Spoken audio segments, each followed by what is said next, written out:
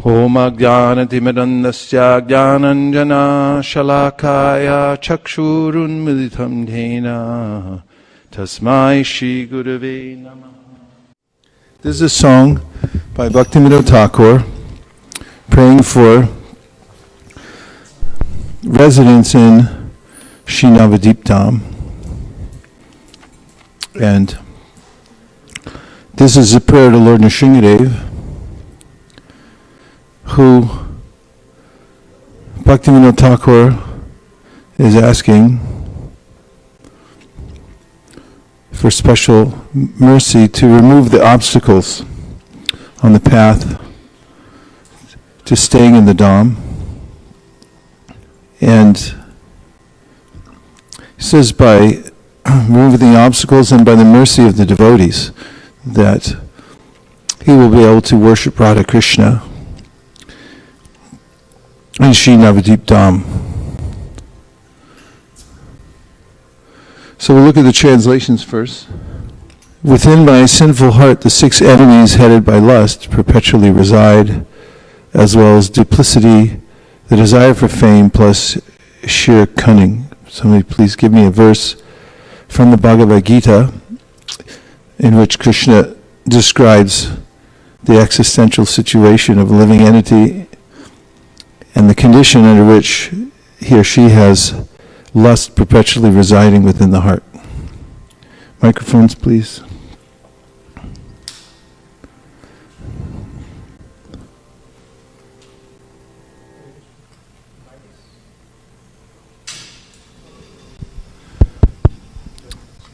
Go ahead.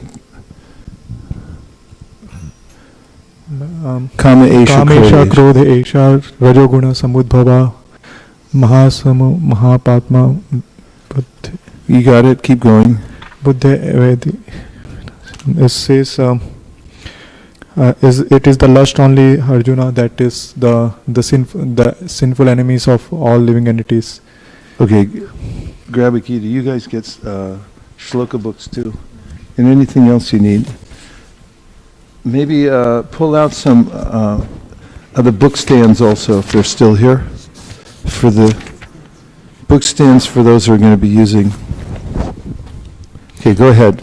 So it's the Put the microphone closer, please. Yes, sorry. So in the previous verse, Arjuna asked Krishna that why the living entities are, even though unwanted, it gets into doing the sinful activity. Then Arjuna is asking why people are forced into sinful activities. It's a good question for us to understand. So answer Sri Bhagavan Vacha Kam Esha Krodha Esha Rajoguna Samudbhava Mahasano Mahapapma Vidya Enam Ihavarinam. The Supreme Personality of Godhead said, it is lust only, Arjun, which is born of contact with the material modes of passion and later transformed into wrath, and which is the all-devouring sinful enemy of this world. This verse gives some indication that there's a way in which, because of association with the modes of passion, so this is an important philosophical point that Krishna is making here, and that is that there are inherent low qualities that a living entity picks up by association with Rajaguna. And this compels a person in this world to act in a certain way which further implicates him or her in the modes of material nature. Does everyone concur with the conclusion that I just drew? Yes. I need a verbal yes, just like when you're sitting in the exit row in an airline, they need a verbal yes that you're going to help in a case of an emergency. Okay, defend your position then, since you said yes. Give her the microphone. First of all, reiterate what I just said.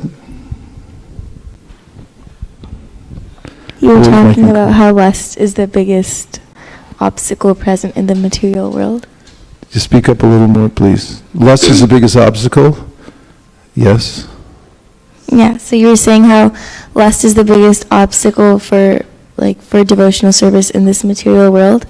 And in this shloka, it talks about how it's born of contact with the material mode of passion, and it later transforms into wrath. Good.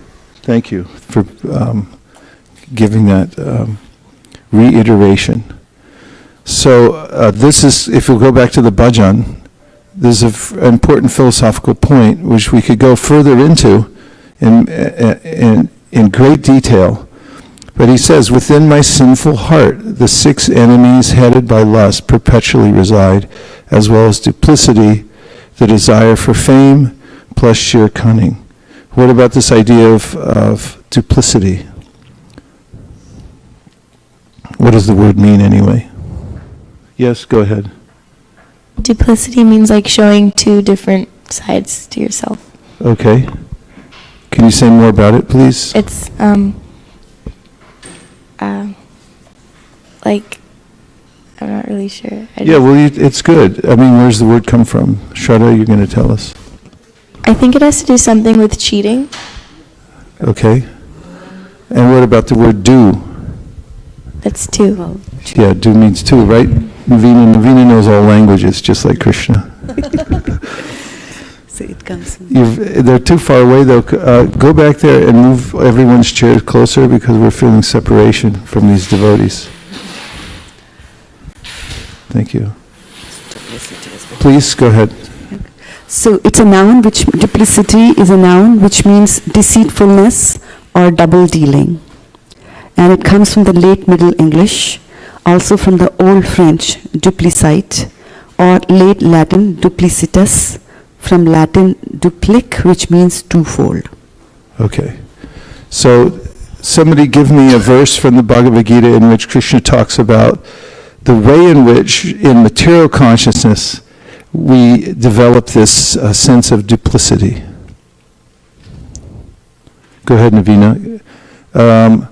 Because you're very healthy, you run the mic back in case somebody doesn't have a mic. Watch out. Bhayam dvitiya viniveshatasya ishare praktasya viparya smriti. Dvitiya. One sees things separate. One sees something as separate from the Lord. Okay. So there's 2. There's the Lord, and then there is my own stuff, or my own interest. Okay, good. And that's the duality, the false duality that's created under illusion. And we brought that verse out last week too, didn't we? Say yes. So now give one from the Bhagavad Gita. She has it. Shamalingi, give us a verse from the Bhagavad Gita in which we talk about duplicity and where it comes from. This is from the 3rd chapter, 6th verse, which I looked at. Into the mic. Nice and loud. Remember the people online. We're actually doing this for them so they can listen at home. Yeah. So listen. Speak loudly. Karmendriyani samyamya ya aste. Verse number, please. 3.6 Bhagavad Gita. Karmendriyani samyamya ya aste manasa smaran indriyarthan vimudhatma mityachara sa uchyate. One who restrains the senses of action, but whose mind dwells on sense objects, certainly deludes himself and is called a pretender. That is a brilliant verse to bring into this conversation. Please tell us the thought process that got you there. I mean, the word, when you said, when we talked about double sides to person, so Yes. I just remembered that there's a verse in Bhagavad Gita with the pretender. So I was like, we just looked for that and we found that one. Okay. Let's read the purport, because this is a form of duplicity that one might feel within oneself. This is a psychological condition that plagues a lot of devotees, that they know that what the standard is, but they can't follow it. And they may be restraining their senses also, but at the same time, they're thinking about it. So that's a difficult situation to be in, isn't it? Say yes. Of course, you probably wouldn't know, but anyway, I can volunteer. One who restrains the senses of action, but whose mind dwells on sense objects, certainly deludes himself and is called a pretender. Purport. There are many pretenders who refuse to work in Krishna consciousness, but make a show of meditation, while actually dwelling within the mind upon sense enjoyment. Such pretenders may also speak on dry philosophy in order to bluff sophisticated followers, but According to this verse, these are the greatest cheaters. For sense enjoyment, one can act in any capacity of the social order, but if one follows the rules and regulations of his particular status, he can make gradual progress in purifying his existence. But he who makes a show of being a yogi while actually searching for the objects of sense gratification must be called the greatest cheater, even though he sometimes speaks of philosophy. His knowledge has no value, because the effects of such a sinful man's knowledge are taken away by the illusory energy of the Lord.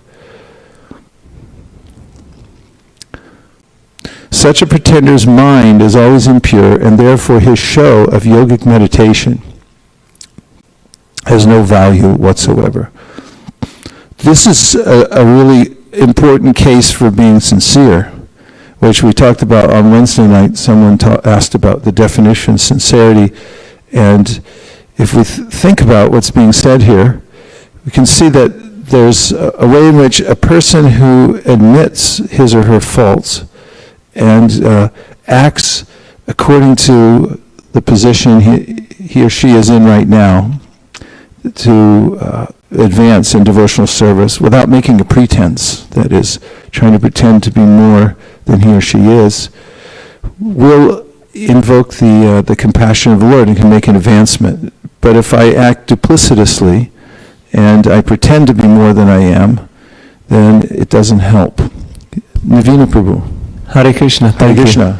Yesterday on Haight Street, I met a man and he said he's a sculptor. So I asked him if he knows what the word sincere means. And he said no. And I told him in Latin it means without wax, sincerus. So is an artist who doesn't cover the flaws with wax. So if you're sincere, you don't cover your flaws, but you show them. Even in the 12 steps, the first step is 12 steps of the of the recovery program. The first step is admitting and accepting that there are flaws in myself and that I have to rectify them. So that is the first step towards betterment. Fantastic. Thank you for bringing that out. Prabhu.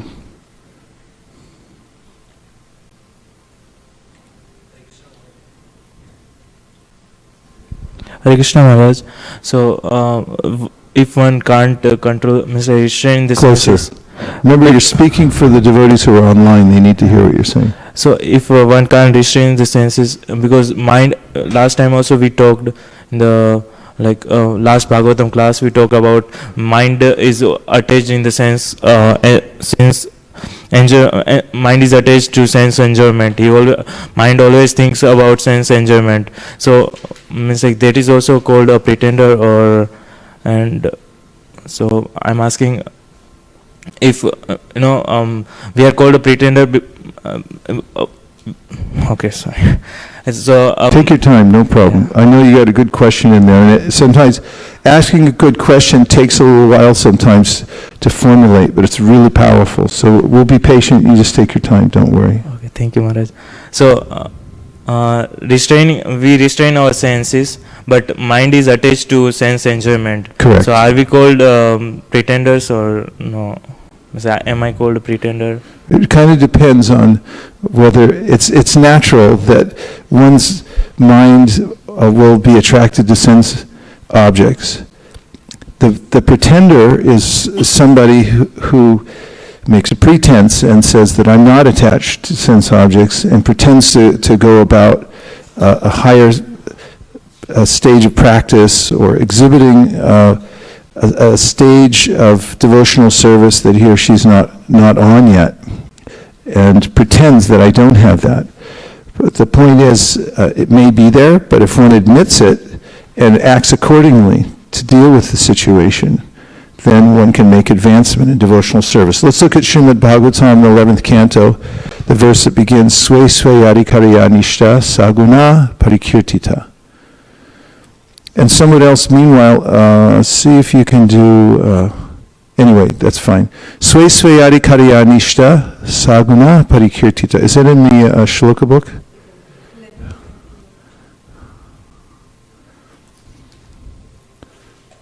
11:21. Everyone say 11:21:2. One more time. 11:21:2. Okay.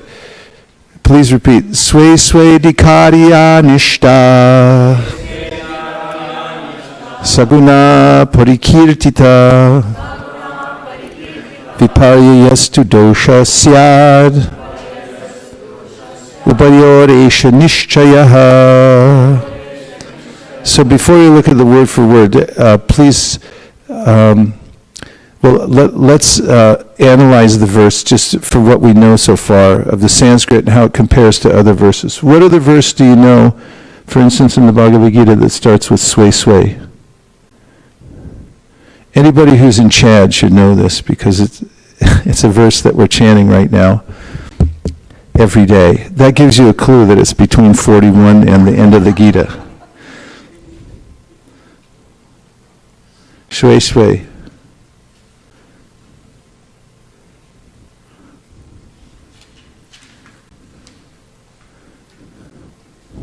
Yes, he found it. Shamalangi's on a roll today. Okay, give her the microphone.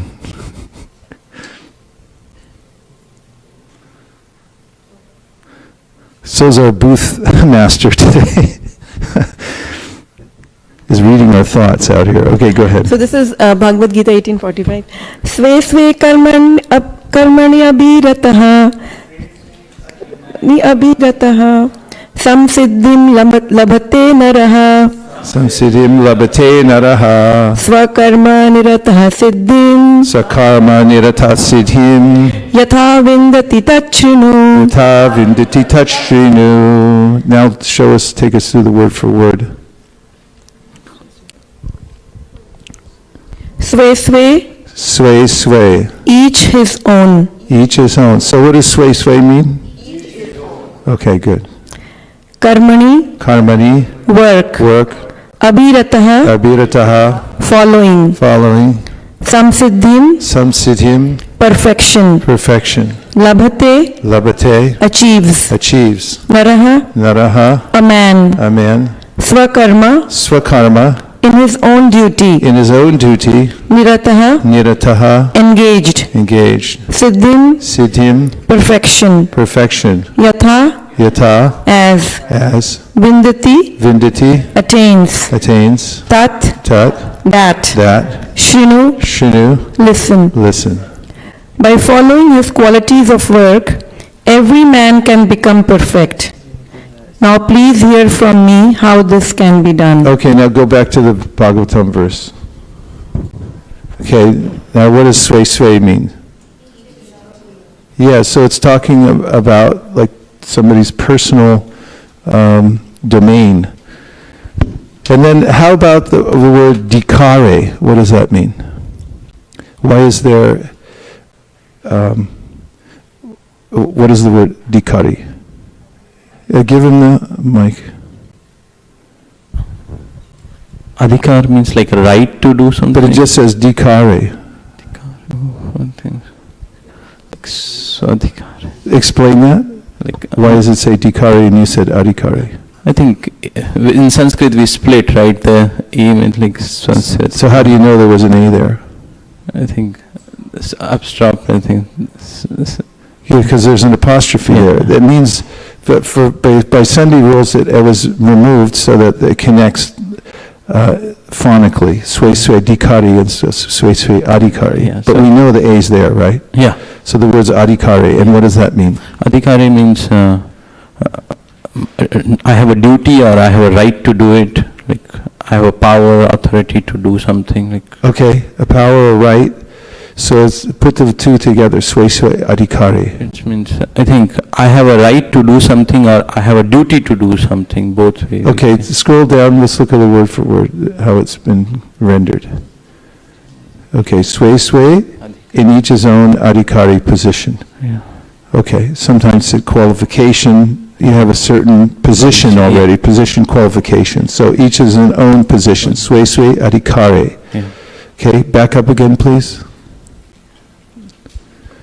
Now how about nishta? What does that mean? Determining. Who knows what nishta means? Mataji? She's smiling so she knows what it means. He's, I was Go ahead, give it a shot. Nishta means faith. Yeah, can mean faith. What else does it mean? Steadiness, how do you know? I just remember reading that in another shloka. Okay, so what is the word nishta, what does it sound like in English? Stand. So it's cognate, look up the word cognate. It's cognate in English, this word nishta. Nishta means a place where you can stand, a position that you're firm on, like you were saying, faith. Like in the Sri Chaitanya Charitamrita, we have Shraddha Shabde, Vishwas Kare, Sudre Nadeshchoy, Krishna Bhakti, sorry, I can't hear from the audience, sorry. Karma Krita Hoy, yeah. Cognate? This one turns off. So nishta means, first cognate, say what it means. So cognate means having the same linguistic derivation as another from the same original word or root. Related or connected. Related to or descended from a common ancestor. And the origin is early 17th century from the Latin cognatus, from co, which means together with, and natus means born. So born together with, so same origin. Okay, cognate. And you're going to say? Say. A cognate is when there's one word in a language and it strongly sounds like the same another word from another language and they have the same definition. And what about nishta? What's it cognate with? Stand. Yeah, stand. You stand over there. Nishta. So sway dikari ya nishta. So in this case, what does nishta mean? Scroll down. Nishta means steadiness, which means you have a place to, like, if you say understanding, you understand something, means you have a way of taking in the knowledge that's been given to you, and so you have a steadiness, like 2 feet on the ground. You're standing on your own 2 feet, as they say in English sometimes. Okay, so now the next line. Saguna parikirtita. So guna means what? Yes.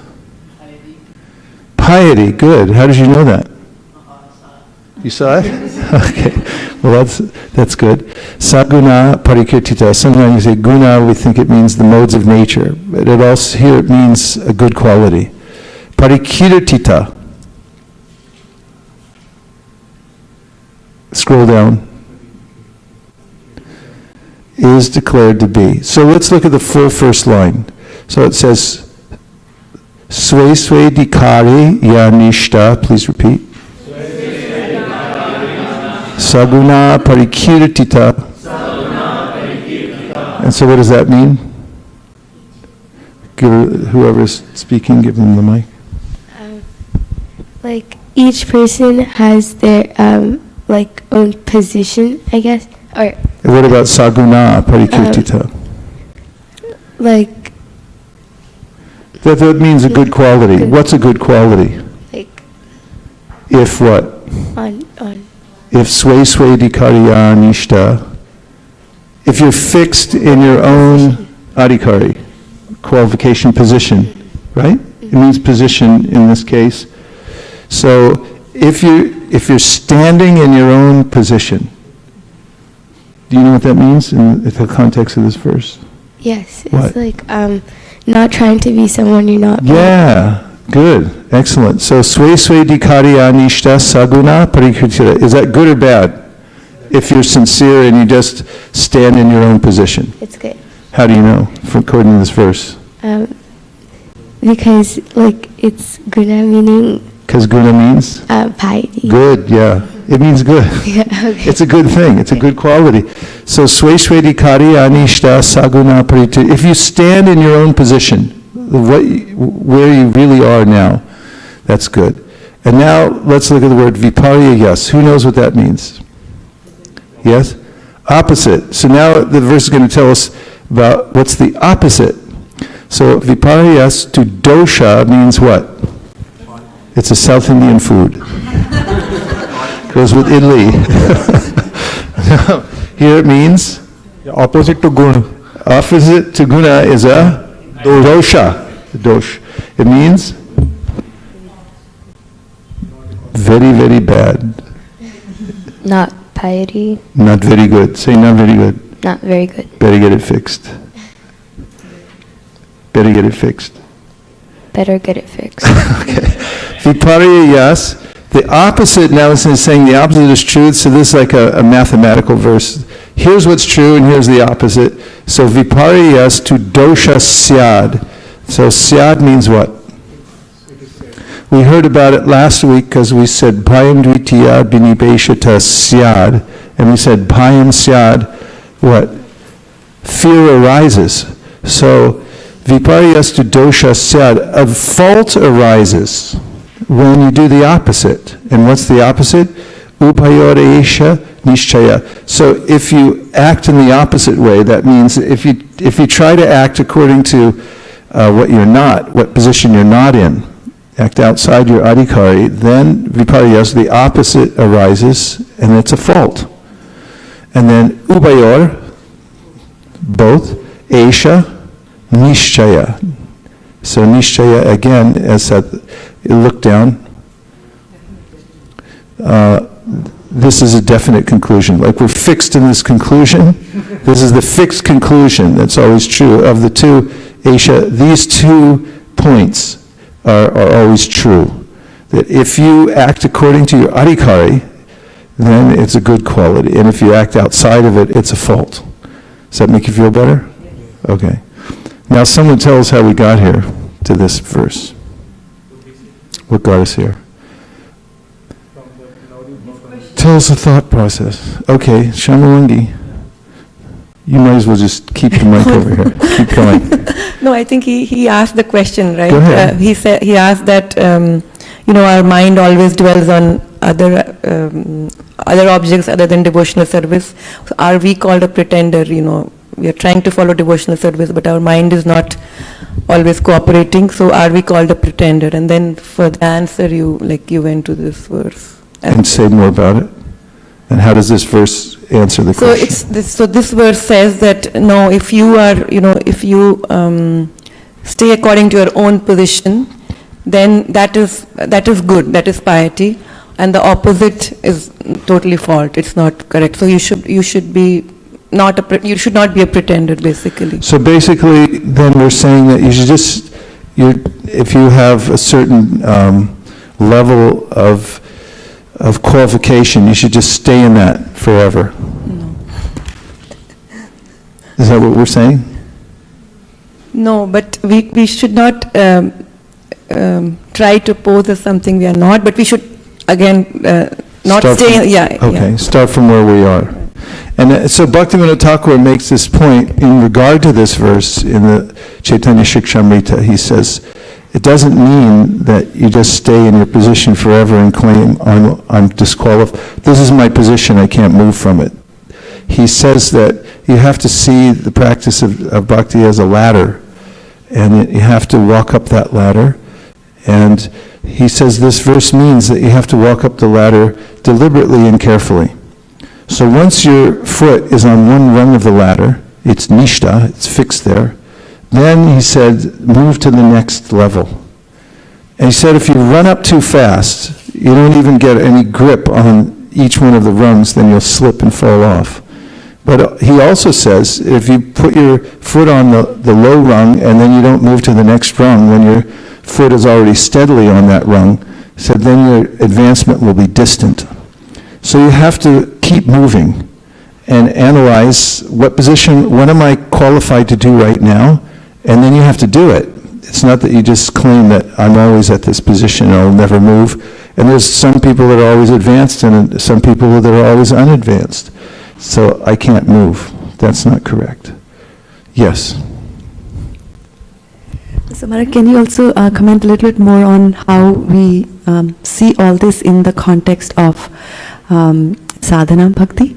Where Yes, we- let's go to the nectar of instruction. Somebody please bring me a copy. I will pay you for it if you get it here within 5 seconds.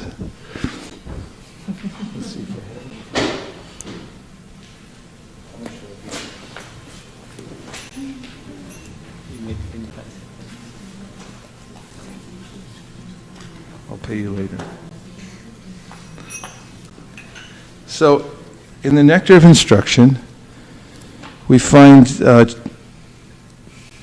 advice for advancing in the process of devotional service, and especially when we're discussing the chanting of the holy names, following the process. I'm sorry?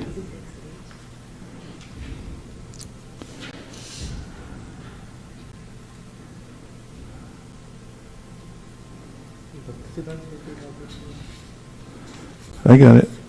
It's text 5. And if you turn to, if you can find it there, it's page 53. I don't think you have pages there, but there's a verse here, starting with the paragraph that says, "The chanting of the holy names of Krishna is so sublime that if one chants the Hare Krishna Mahamantra offenselessly, carefully avoiding the 10 offenses, he can certainly be gradually elevated to the point of understanding that there is no difference between the holy name of the Lord and the Lord himself." What did I just say?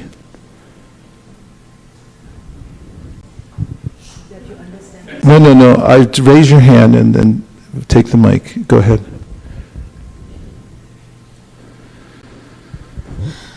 It says that if you chant the holy names without, avoiding all the 10 offenses, then chanting, when you say Krishna, that means you are actually in contact with Krishna.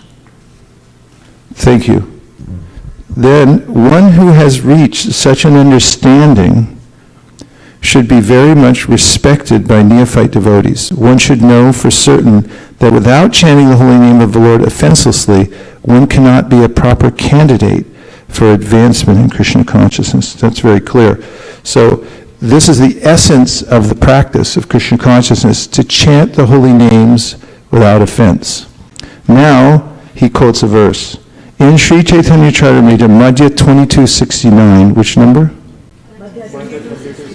Okay, if I was reading from Madhya 2269, whose instructions would I be reading at that point?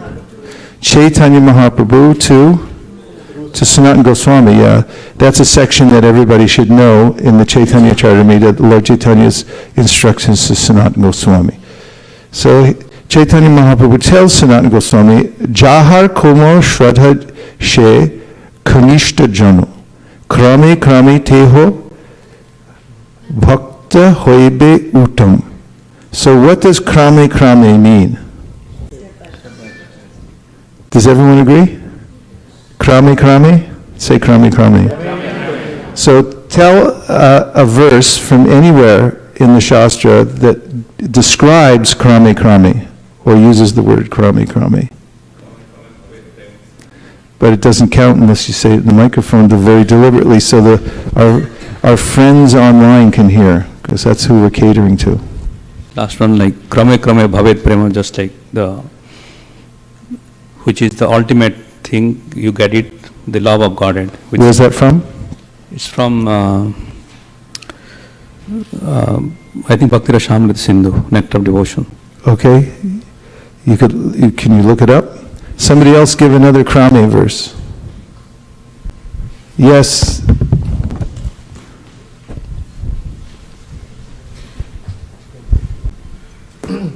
That is from the Bhagavatam 3:25-25. Go ahead. Satam prasanga mama virya samvido bhavanti hitkarna rasayana katha tajjo sanat asvapavarga vartmani shraddha ratir bhaktir anukramisyati.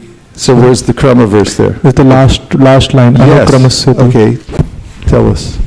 So it says that, maybe we can go to translation. There it is. translation maybe. He's got it. Yes, Go to yes, yes. translation. In the association of pure devotees, discussion of the pastimes and activities of the Supreme Personality of Godhead is very pleasing and satisfying to the ear and heart. By cultivating such knowledge, one gradually becomes advanced on the path of liberation, and therefore, thereafter, he is freed and his attraction becomes fixed. So that thereafter,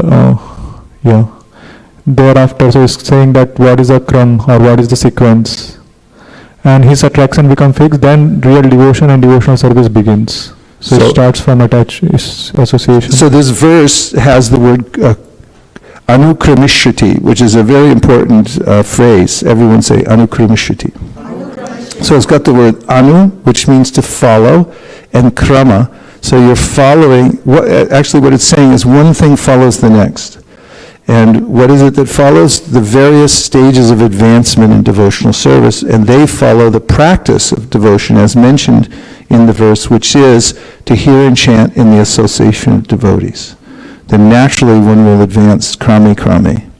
So here, Chaitanya Mahaprabhu has said, Jahar Komal Shraddha. So Komal means tender. Just like if you grow a plant, when it first comes up out of the ground, it's tender. It's just a little tiny sprout. And it can be destroyed at any time. Some little animal can come and eat it. And so it's just at its beginning stages. And this is the metaphor that's used by Chaitanya Mahaprabhu to describe the various stages of advancement in devotional service. It begins with Komal Shraddha. So what's Komal Shraddha? Let's ask Srivatsa. Komal Shraddha. Komal means again? I wasn't listening. Mark. Tender. And what does Shraddha mean? Faith. Faith. So the process of devotional service, as we discussed last week, has to do with the thickening of faith, right? Didn't we discuss last week? Where did we quote from to establish that?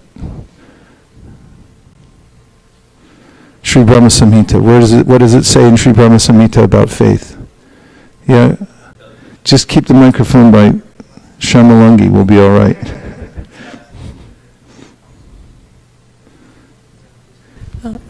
I'm trying to remember the first word. Just give her the first word, not the whole thing. Yadrishi sadha siddhir bhavati tadrishi. Yeah, what does that mean? So, whenever we are sincere and we have faith in doing something, so there is siddhi, will have perfection. So it actually means that the definition of siddhi means the thickening of faith. The more the faith becomes strong in devotional service, the more we're making advancement. Yadrishi shraddha siddhir bhavati. As faith manifests, that to that degree, that's how we're making advancement in devotional service. So at this stage, Komal Shraddha means what? Say something. It doesn't count unless you use the mic. We're catering only to the people online. Komal Shraddha means tender faith. Yeah, tender faith. What does that mean? What's that metaphor? It's like when a plant is just planted and it's like a small sprout. So what's the idea of Komal Shraddha? Like, what are some of the ways in which it's discussed in the Shastra that a person's faith is komal or tender? Mm-hmm. Just think logically. You don't have to have an exact reference, but you can think logically. Srivatsa? He's rallying back there. Like someone with very tender faith can be easily manipulated by other, like... Yes, this is one of the definitions of Komal Shraddha. It means Kanishta Adhikari can be convinced by someone else. Someone will come along and say, hey, you're following the wrong process. You're doing it all wrong. You know, actually, God's impersonal. You didn't know that? And the person will be affected. Rupa Goswami said he'll be affected for some time, not permanently. But he will be knocked back because of the opinion of others. If someone presents a strong argument, his faith is so tender that he can be convinced otherwise. and he can be diverted from the path. What's another symptom of someone with komal shraddha? Let's ask Navina. Okay, yes, you want to say? And then we'll take Navina's definitive opinion. They have fear. The what? They fear things. They fear things. Yeah. Can you defend that in any way? So, because they don't have a strong faith, they have a lot of their fears or their insecurities play on them. Okay. I was thinking you might have been referring to the verse we quoted last week and this week, which is Bhayam Dvitiya Binibesha Tasyat. When a person is affected by illusion, then fear arises. Right. Okay. Okay, Navina Prabhu, we'll talk a little bit more about. So a weak faith means there's no philosophical understanding. It's just by sentiment. I've been caught up in something, either circumstantially or situationally, historically, and it kind of feels all right, but I don't really know what I'm doing. So there's no philosophical premise upon which that person has faith. It just feels right at the moment. And that's how most people go about their lives. And that's why they're easily manipulated by advertisement, marketing of different sorts.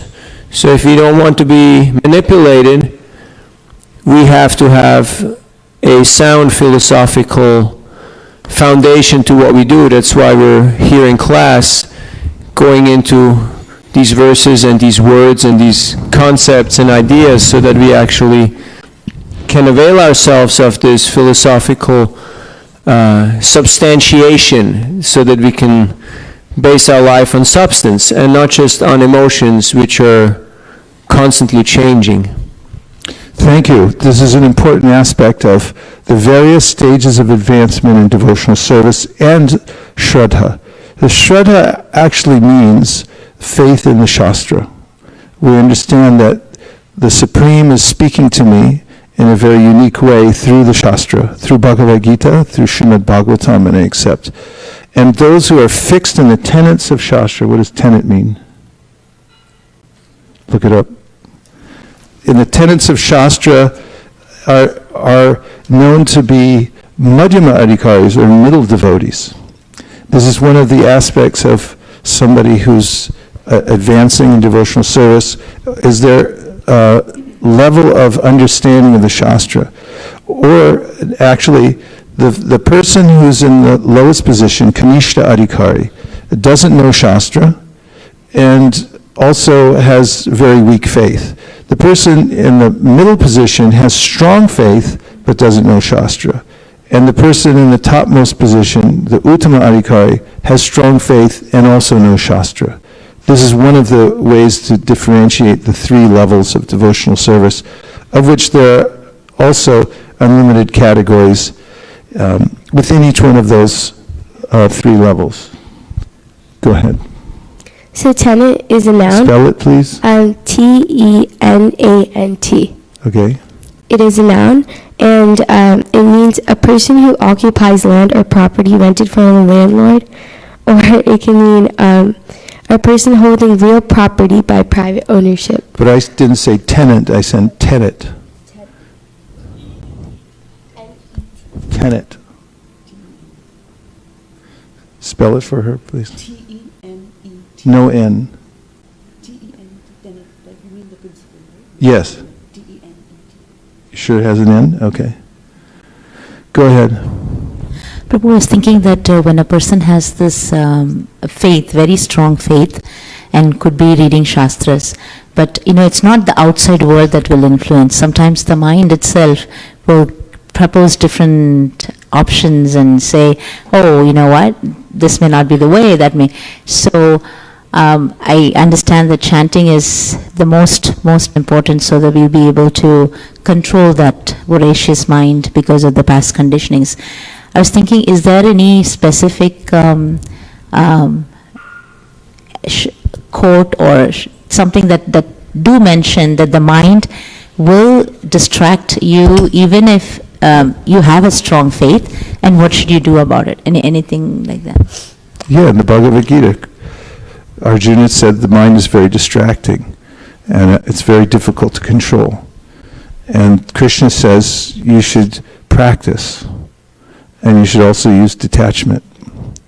So that's there in the 6th chapter of the Bhagavad Gita, because Arjuna says the mind's extremely disturbed. It's chanchalam, it's balavan, it's dhritam. It's determined, it's strong, and it's chanchal, always moving about. So what should I do? It seems impossible. And then Krishna says by proper practice and by detachment one can achieve. So here we have Jahar Komal Shraddha. So this means that if a person has this weak faith, or very tender faith, then She Kanishta Adhikari, She Kanishta Jano, that person is known as a Kanishta, or a beginning devotee, right? Krame means, so this is very optimistic because it means there's a step-by-step process. It doesn't matter if you're a Kanishta Adhikari. If you stay in that Adhikari and you take step-by-step measures to advance, then Teo Bhakta Hoibe Uttama, then what happens if you continue step-by-step? Then gradually you become an Uttama Adhikari. So it's not true that if you're a Kanishta, you're always a Kanishta, and somebody who's an Uttam, they're always an Uttam. No, the process means to advance. So how do you advance? By acting properly in the situation you're in now. So the translation is, one whose faith is soft and pliable is called a neophyte, but by gradually following the process, he will rise to the platform of a first-class devotee. Everyone begins his devotional life from the neophyte stage, but if one properly finishes chanting the prescribed number of rounds of Harinam, he is elevated what? Step by step to the highest platform. To which platform? Uttama Adhikari. The end. Yes.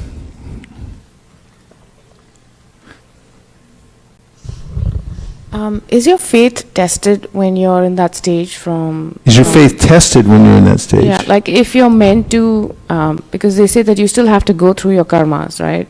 So in the sense that you still have to go through what you're meant to go through.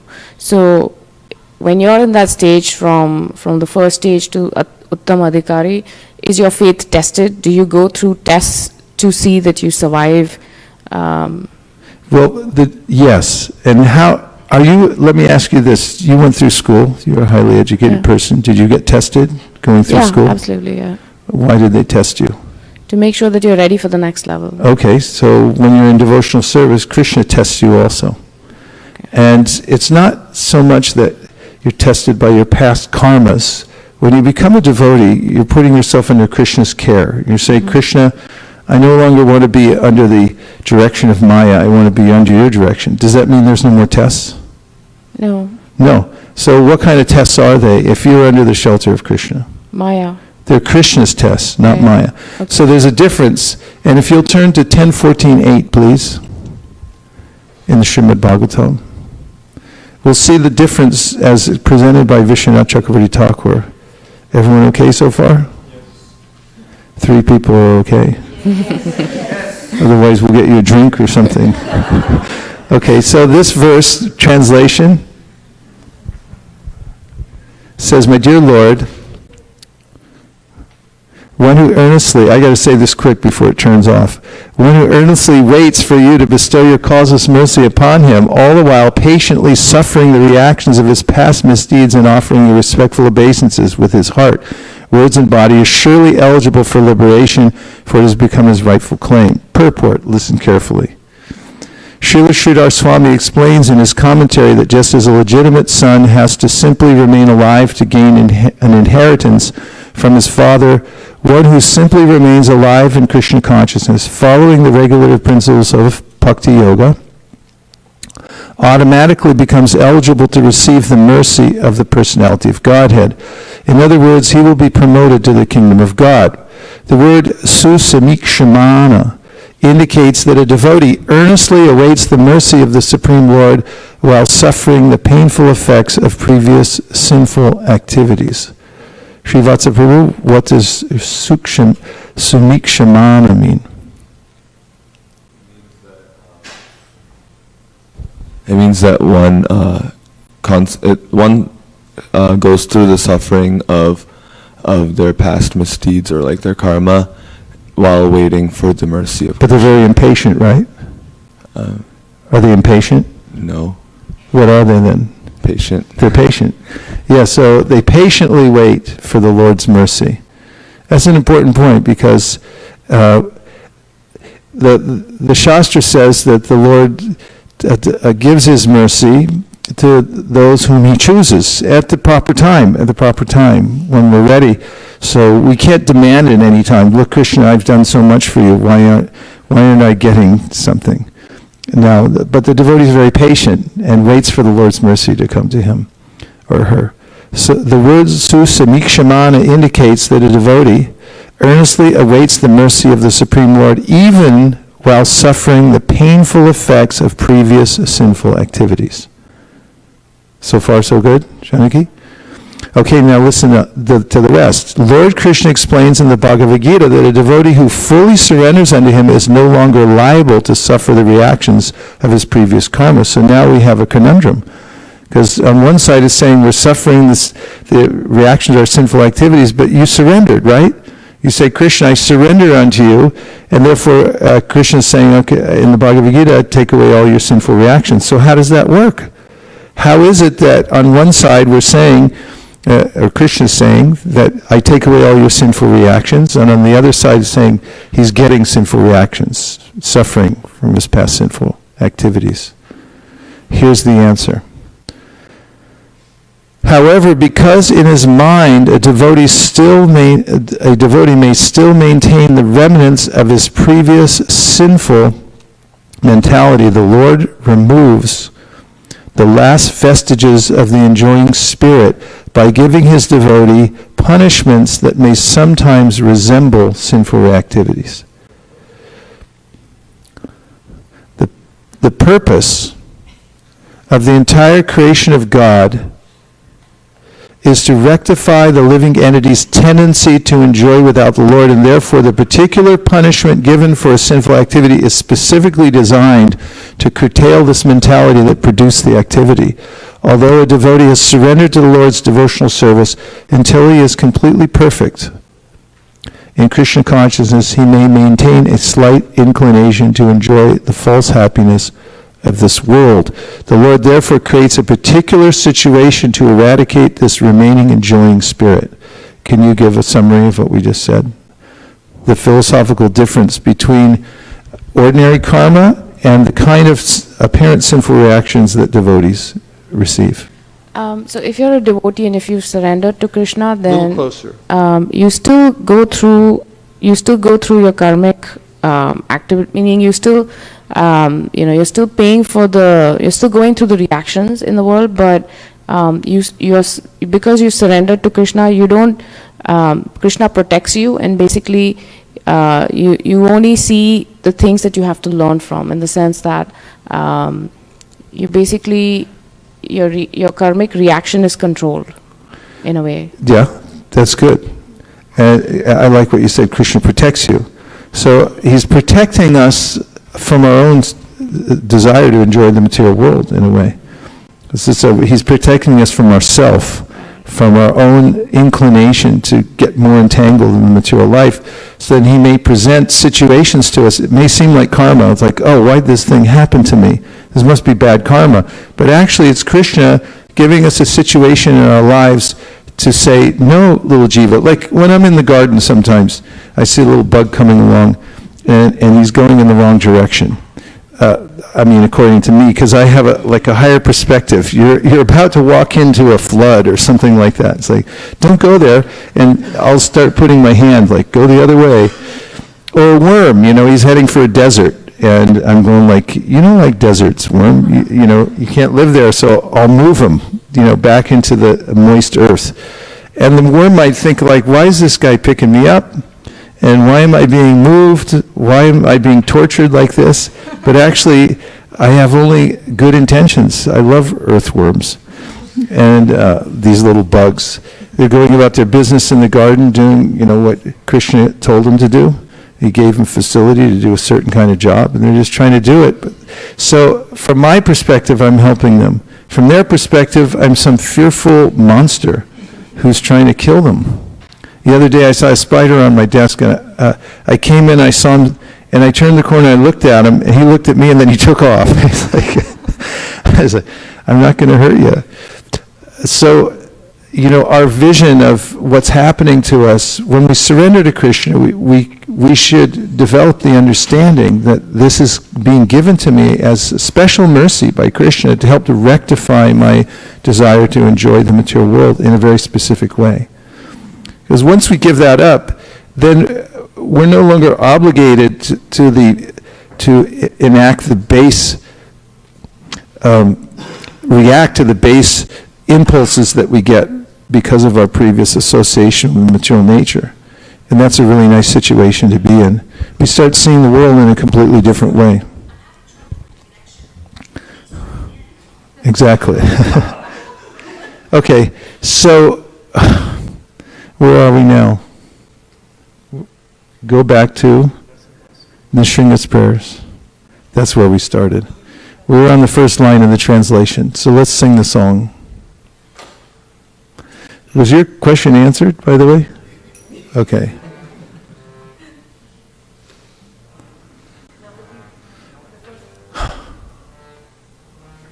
Within my sinful heart,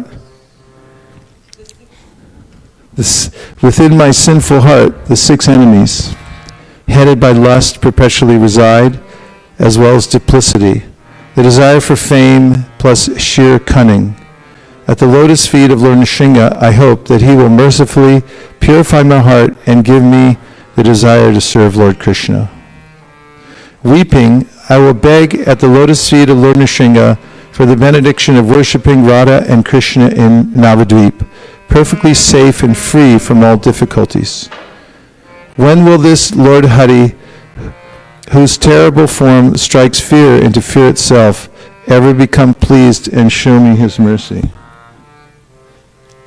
Even though Lord Nrsimha is terrifying toward the sinful souls, he offers great auspiciousness unto the devotees of Lord Krishna headed by Prahlad Maharaj.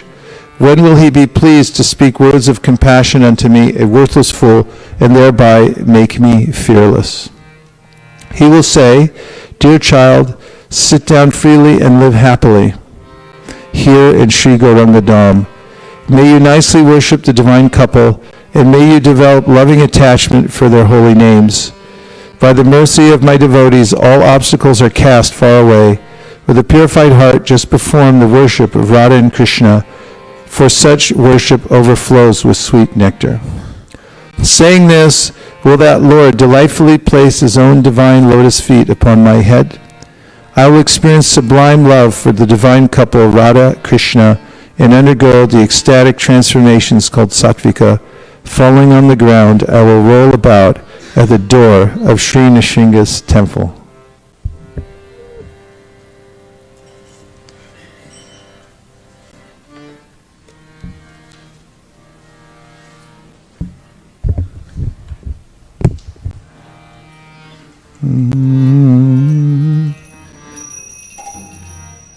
E dushta hridaye kama Adi ripuchaya kutinati pratishtasha satya sadara.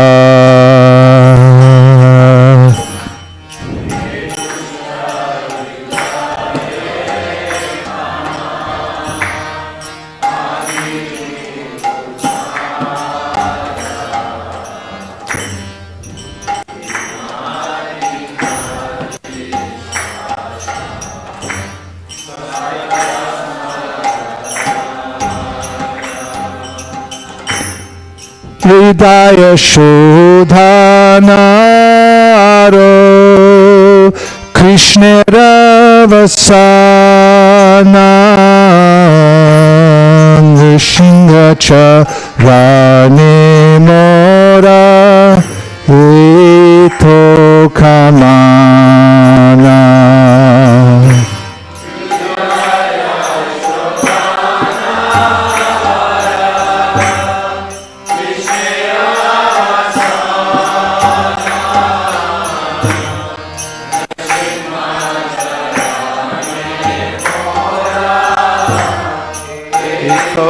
lokamana Kandiya Nishingha Pade Magiboka Kana Nirapare Navadvipe Jugalabhajana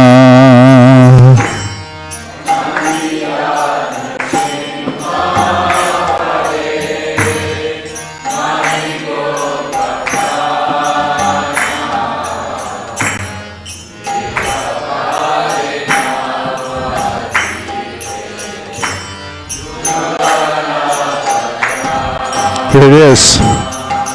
Bhaya bhaya bhai jara darshane se hari prasana hoibo kabe more daya kare. Take the mic.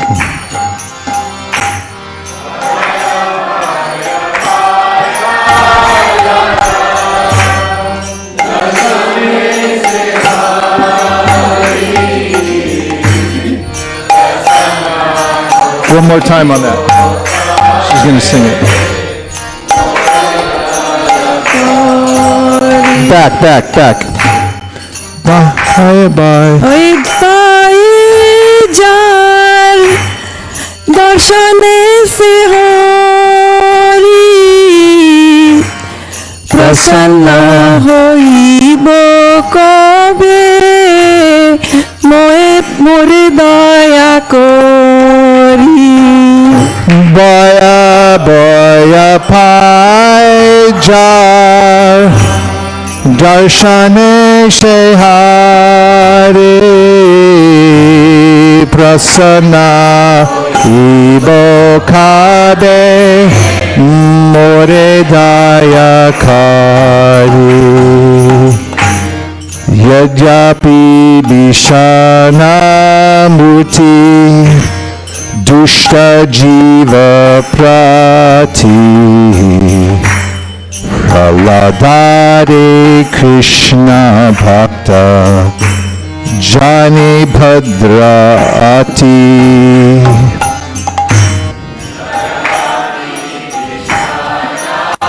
Murti dushta jiva prati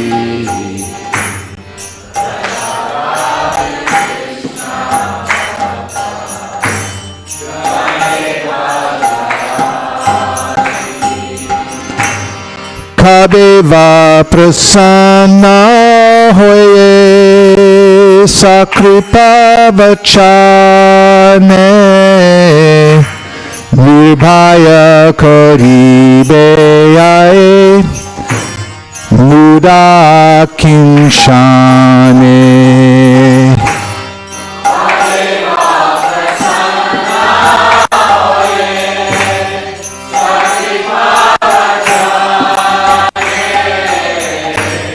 Nirvaya karibe muda kinshane.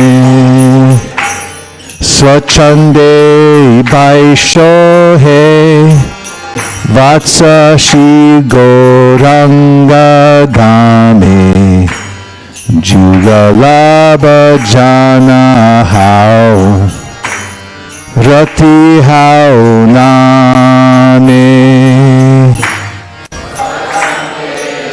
Isho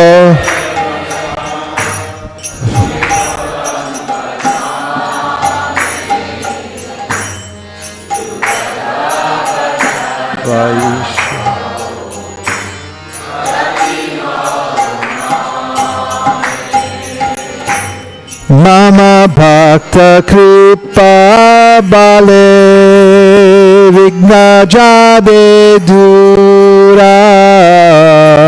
Shura Chite Bajo Radha Krishna Rasa Pura.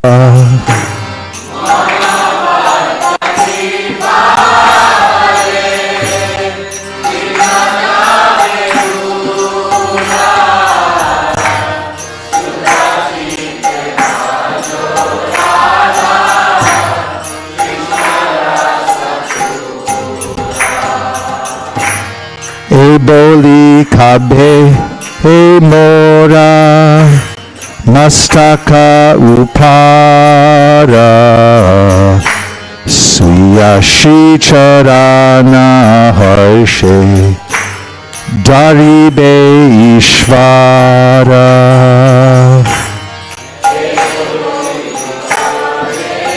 Hey boli kabe mora.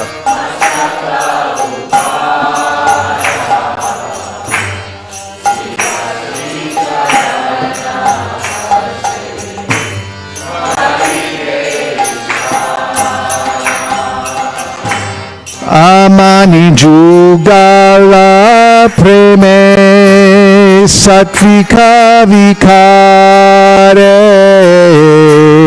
dharaya lutibo ami shina shinga dare.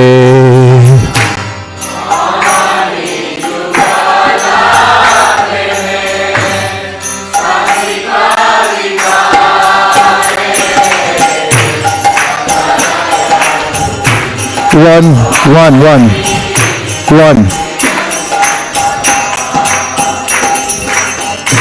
E dushta hridaye kama adirupuchaya kutinati pratistasha satya sadarai. Hey dushta hridaye kama adirupuchaya kutinati pratistasha.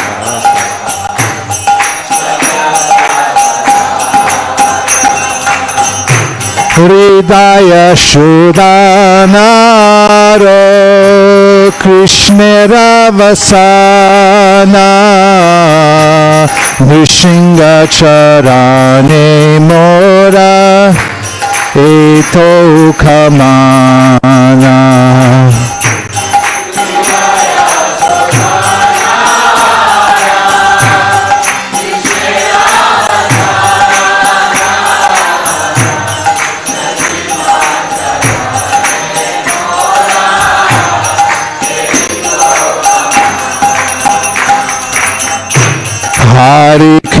Hare Krishna, Krishna Krishna, Hare Hare, Hare Rama,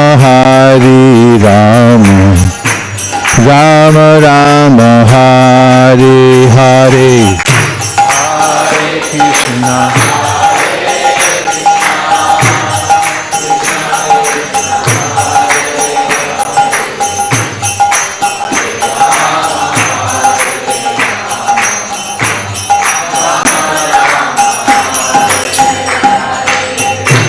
Hare Krishna, Krishna Krishna, Hare Hare, Hare Rama, Rama Rama, Hare Hare.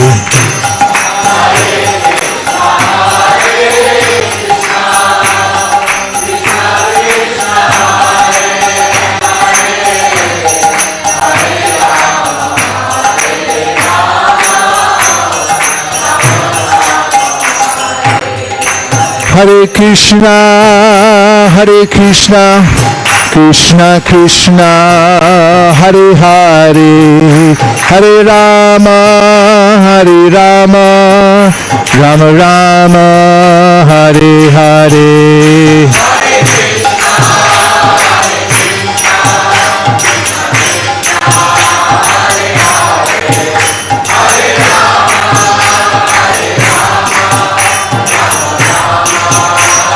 Nitai Gaur Haribo, Haribo, Haribo, Nitai Gaur Haribo.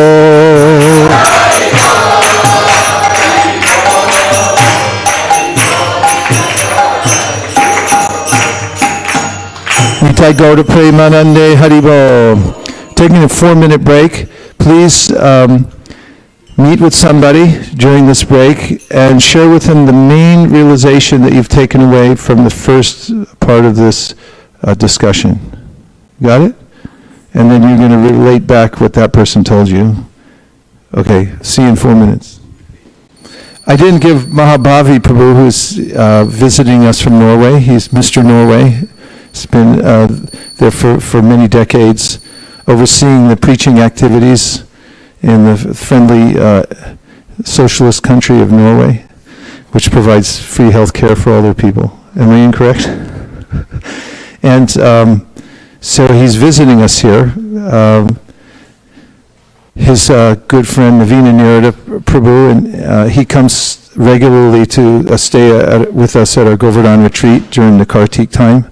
So it's very nice, Mahabhavi Prabhu, to have you here at ISKCON of Silicon Valley.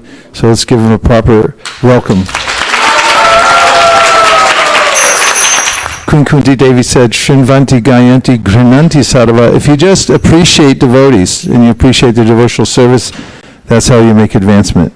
So you can appreciate your way back to Godhead by finding devotees and then appreciating them. And when you do, the world of bhakti will open to you.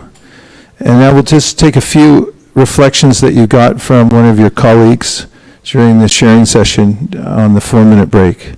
Yes, Kautukarnika.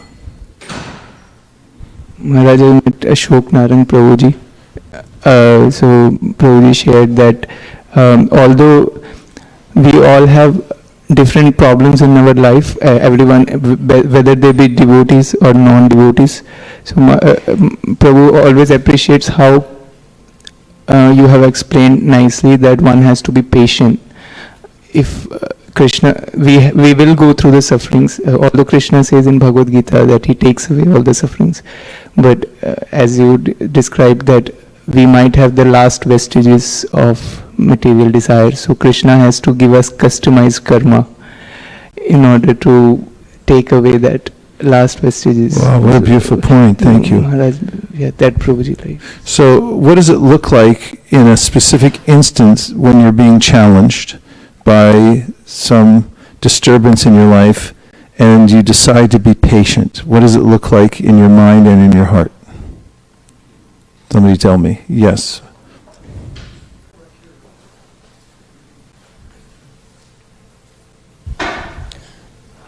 So you're talking about the time when we decide to surrender. Yeah. That time gets easier. Something comes and you have a choice. You can freak out or you can you can be patient. What does it look like? Initially, I was just freaking out because, I wasn't aware.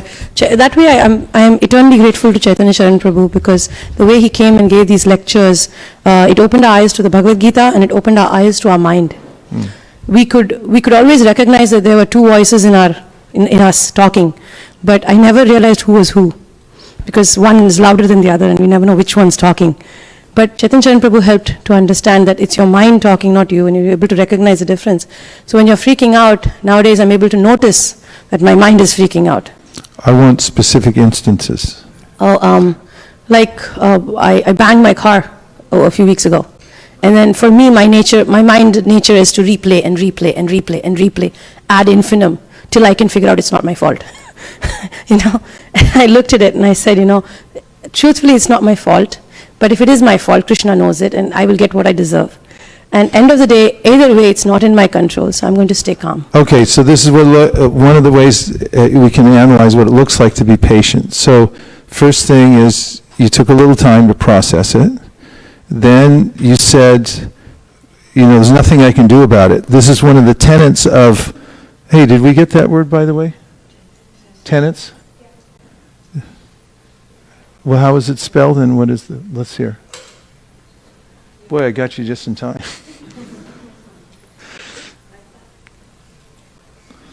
I keep using the word. We want to hear where it comes from. Tenet is a noun, and it means a principle or belief. Spell it, please. T-E-N-E-T. Okay.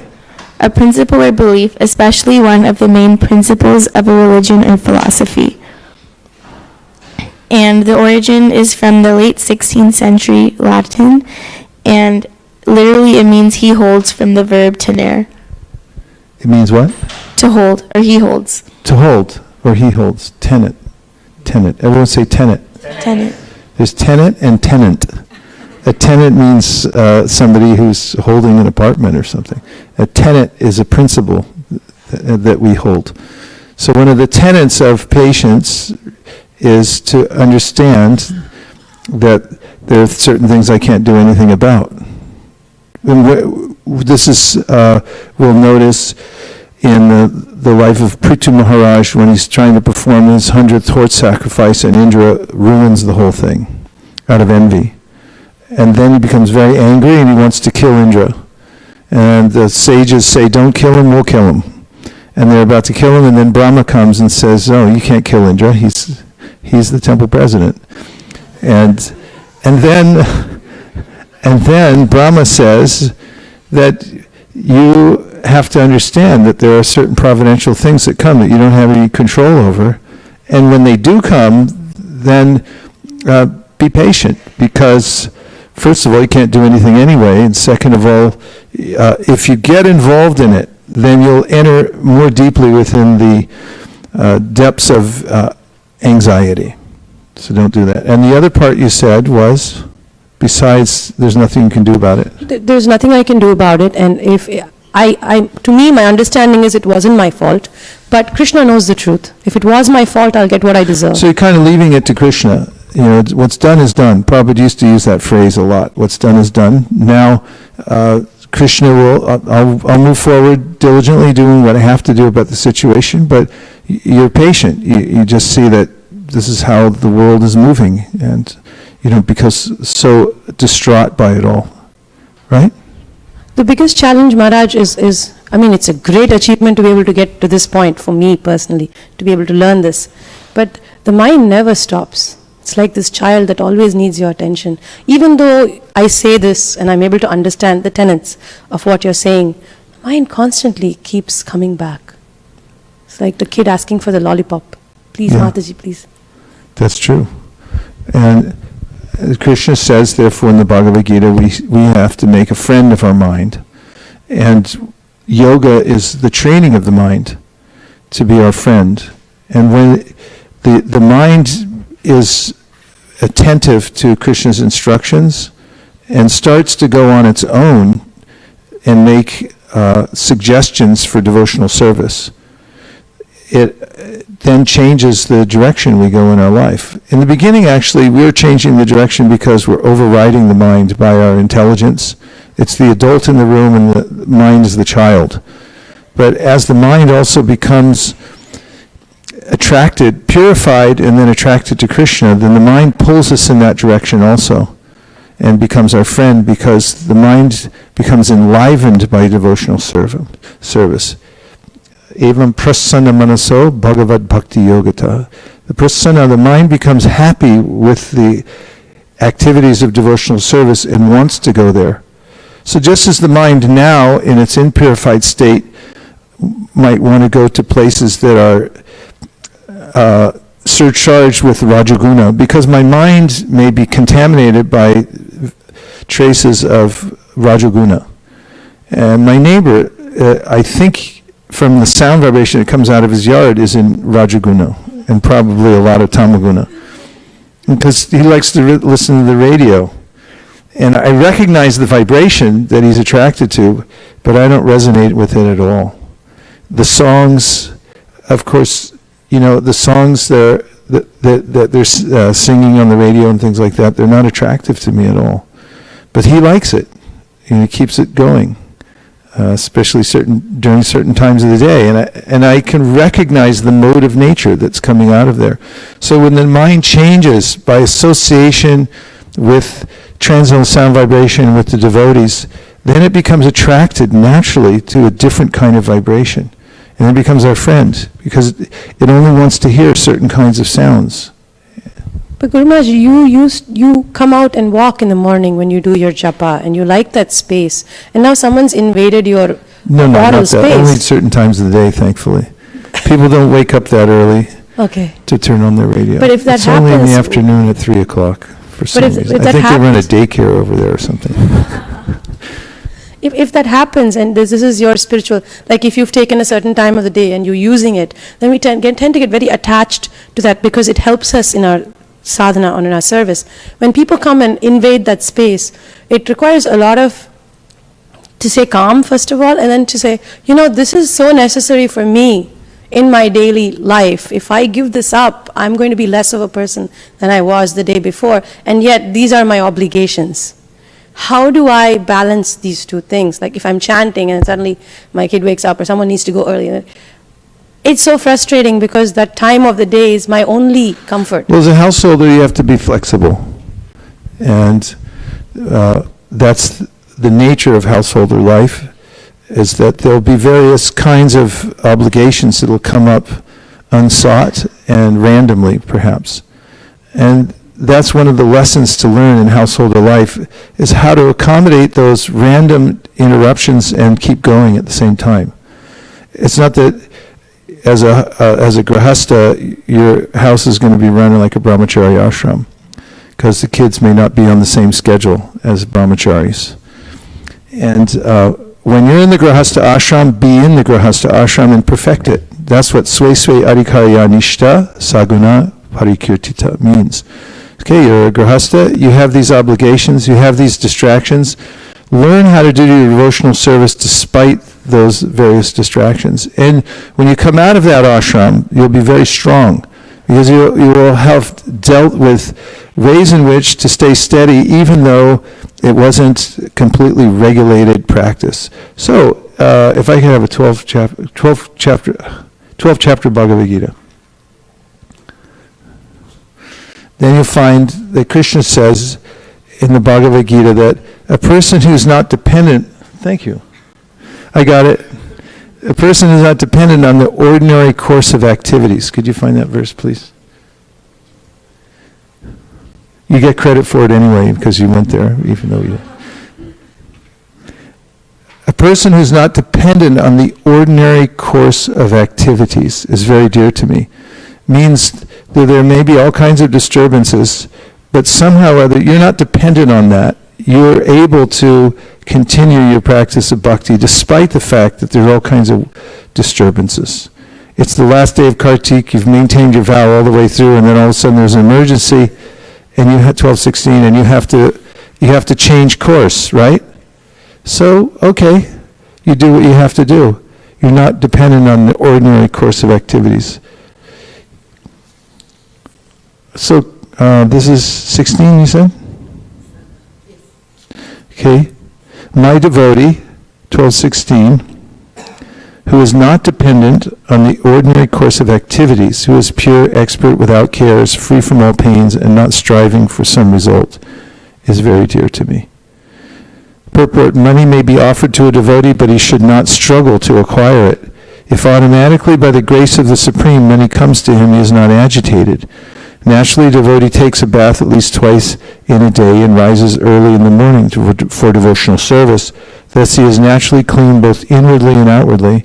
A devotee is always expert because he fully knows the essence of all activities of life, and he is convinced of the authoritative scriptures. A devotee never takes part in the part of a particular party, therefore he is carefree. He is never pained because he is free from all designations. He knows that his body is a designation, so if there are some bodily pains, he is free. The pure devotee does not endeavor for anything which is against the principles of devotional service. For example, constructing a big building requires great energy, and a devotee does not take to such business if it does not benefit him by advancing his devotional service. He may construct a temple for the Lord, and for that he may take all kinds of anxiety, but he does not construct the big house for his personal relations. The spirit of this verse is that the devotee learns to be flexible and stick to the basic principle, the tenets of bhakti, which are most important. I was thinking about this way in which to be detached from the ordinary course of activities and the mind not becoming engaged in the dualities. And I have a practical experience of this. One day I sat on an Air India flight in India. I think I was flying from Delhi to somewhere. And when you get on Air India, you sit down and Everyone has their newspaper, right? This is a typical scene. Early morning flight, everyone picks up their newspaper. What's the big newspaper in India? Hindustani Times. So everyone has their Hindustani Times out and they're looking. And you know, my eye always looks to see, okay, what's the news? So I look out and I see these various newspapers sticking up over there. They can catch various headlines, you know. And I go, I'm not at all interested in any of this because I have no idea who's who. It doesn't matter to me because I have no context whatsoever.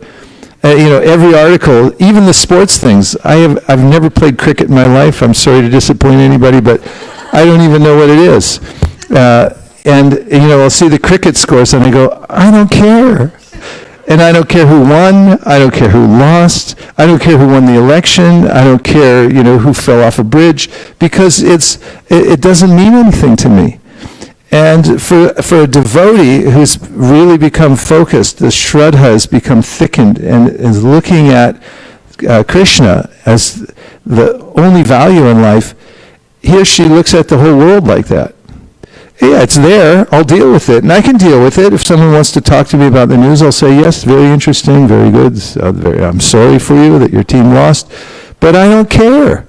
So similarly, the whole wide world is like that for the devotee. The devotee is interested really in Bhagavatam culture. And then the rest of it becomes gray. It's grayed out. My world has become gray. The material world has become gray. It's just a different shades of pale. And not interesting, not relevant or important necessarily. Different ways. Of course, in the name of Yukta Vairagya, Prabhupada would zero in on certain things and then preach from them. But it was in a dispassionate way. It wasn't like he had a personal interest in any of them. Okay, so one or two more realizations that you got shared with you.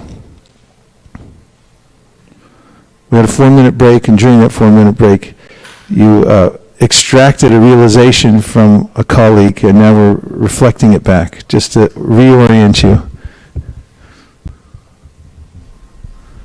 Hare Krishna. Thank you.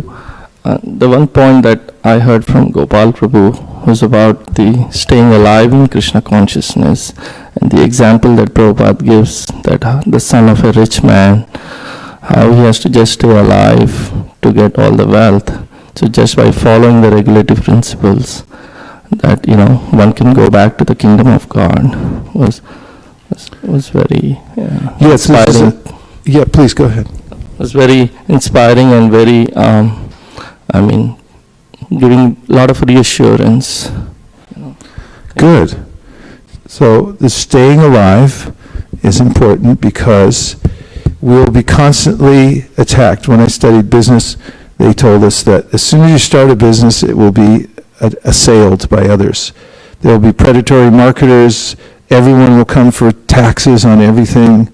There'll be difficulty. And somehow or other in business, you have to stay alive. You have to learn how to overcome these various things. And similarly, when you declare yourself a devotee, a lot of people are going to attack you, starting with who? Whom? The government? Okay, it depends what country you're in, but the government could attack you. You know, there's certain countries, I won't mention any names right now because they may be listening, but there are certain countries that don't want you to practice a particular religion, and they actually will put you in jail if they find out, especially if you're teaching it to other people. Who else might attack you? Your friends. Some friends, they are, huh? What do your friends say to try to discourage you from practice of devotional service? Use the mic, we really want to hear this.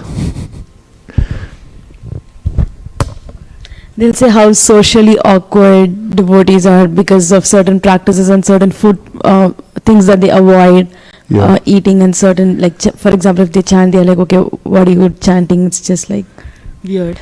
Yeah, it's weird. The devotees who are on Radha Damodar used to oftentimes stay at campgrounds at night. There are these places called KOA campgrounds. You pay for it overnight. They could drive their bus in there, hook it up to the electricity, and then they'd get off. Of course, devotees have a different schedule than most campers. Most campers sleep in till the sun comes up, but they would get up, of course, at like 3:30 a.m., And brahmacharis at that time, and even at this time, very enthusiastic, they'd get off with their bead bags and they'd walk around the campground, go, Hare Krishna, Hare Krishna, Krishna Krishna.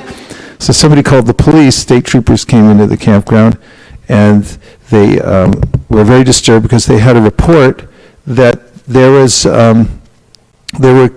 people walking around shaking herbs out of bags, some magical herbs they were shaking. Because they thought that's what they had in their bag. They were shaking herbs around the campground to put a mystical spell on everybody. Hare Krishna, Krishna Krishna. So people who don't understand, they'll assail the philosophy or the practice or something like that. So it'll be attacked in different ways. So somehow or other, and you may be attacked internally also. Anushri. They say, like, you don't eat meat, you're missing out. They say you don't eat meat, you're missing out. Yeah, it's a really good thing to miss out on. If you can miss one whole lifetime of eating meat, your heart will become peaceful and soft and non-violent just from that practice of not eating meat. Meat eaters have a very hard time not having very aggressive feelings towards others, because there's a violent cycle that goes in, and when you eat it, then it gets in you and it sticks. I always notice that when I go to like Vrindavan, and I notice that people don't eat meat there, so there's a kind of gentleness that people have. It's not just because of that, but it's a pervasive feeling one gets when you go to a place where there's the idea of ahimsa. You were going to say? I was just thinking about the time that you mentioned that when you're traveling and you have to go through the security, you have a tough time explaining all the deities and the so-called dolls. Yeah, I haven't had a super tough time. I mean, one time in Japan they said, "What's that around your neck?" Because I used to carry my shalagrams around my neck. I said, "Oh, it's my lucky stone." And then they said, "Okay, open it up." And so I started opening it up, and then more guards came around to see what the lucky stone looked like. And when I finally opened the last wrapper, and Shalagram was smiling at him, they looked at each other, and then the head guy goes, "Lucky stone, lucky stone." And in Kennedy Airport one time I was flying out, and they opened up my deity stuff, and then they wanted to know, "Well, what is it?" And I said, "It's a sacred rock from Govardhan." And they said, "What's that?" And I said, "It's..." one of the passengers, he was also looking at me, and he goes, "What made it sacred?" And I said, "Because Krishna lifted it with his little finger," and they all went, "Oh, okay." They put the Govardhan Shila back in, and they went on.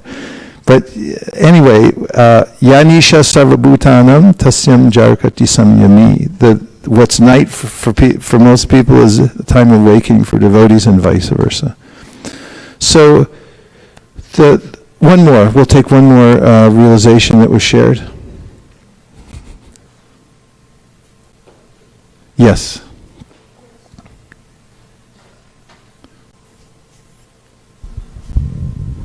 So we spoke with Adin Pro. He nicely summarized the whole class pretty much, though he joined a little late. But one point he mentioned that one should start from their own position wherever they are, and then the elevation is like a ladder, and we should first make sure that we are firm on the first rung wherever we are, and then take the steps. If we try to go up too fast, then we may slip down and fall back. So very nice. That's an important point to remember. Be firmly situated in your practice, the one you have capability for now, and when you are, then you'll have the wherewithal to take the next step very firmly and keep moving up the ladder. And that time will come, because as we heard from the nectar of instruction, one whose faith is soft and pliable is called a neophyte, but by gradually following the process, he will rise to the platform of a first-class devotee. Everyone begins his devotional service from the neophyte stage, but if one properly finishes chanting the prescribed number of rounds of Harinam, he is elevated step by step to the highest platform, Uttama Adhikari. The Krishna consciousness movement prescribes 16 rounds daily because people in the Western countries cannot concentrate for long periods while chanting on beads. Therefore, the minimum number of rounds is prescribed. However, Srila Bhaktisiddhanta Saraswati Thakur used to say that unless one chants at least 64 rounds of japa, 100,000 names, he is considered fallen, patita. According to his calculation, practically every one of us is fallen, but because we are trying to serve the Supreme Lord with all seriousness and without duplicity, we can expect the mercy of Lord Sri Chaitanya Mahaprabhu, who is famous as Patita Pavana, the deliverer of the fallen. Okay. Yes. I have a quick question, Maharaj. Yes. It's like, do grastas have any chance, or we have to come back as brahmacharis to get up from here? The grasta ashram is very important. As I was saying before, the grastas are faced with many challenges that others don't have the benefit of having. And when you live through any ashram, whatever it is, you go through, this is called Sway Sway Adhikari Yanishta. So if your adhikari is as a grahasta, and you stick to the grahasta ashram, but you do it well, then you'll come out the other side qualified for all kinds of other advancement in devotional service. Our surroundings are what not important, or the ashram's not important. But the way that we apply the basic principles of devotional service in every ashram is what's important. And there's a lesson to learn in every ashram. For instance, in the brahmachari ashram, one of the lessons to learn is to be a selfless servant. The brahmachari lives at the beck and call of the spiritual master and relishes that there's nothing else to do except for service all day long. And the brahmachari also will do work like going and collecting alms and then give it all to the guru, and then not consider any of this is mine. I get 10% cut. No. The brahmachari is not thinking like that. That's fully free in that ashram to consider that I don't own anything, and I'm completely under the control and at this beck and call of my master. And this is a very sweet position to relish and see that actually I'm happy in this situation. And in the Grahastha ashram, there are a lot of responsibilities to take up and then learn how to use all those in relationship with Krishna. And as one responsibly goes through that ashram, and also especially learns to communicate with others who live in close quarters. You may have family members that don't have the same level of communication that you do, or they're maybe on a different wavelength, or they may have challenges, and you help them, and you learn how to communicate. That's one thing that's very important. And once you do, and you're able to tolerate the aggravation that comes from familiarity. When you become familiar with a spouse, for instance, you may feel irritated because you have a sense of entitlement, or you just take it for granted and so forth. So in the Grahastha ashram, one can rise above that and actually see that these are the other souls that Krishna put me with, and I should be compassionate and help them, or I should take their help also. And so there's a sense of cooperation that one develops in that ashram.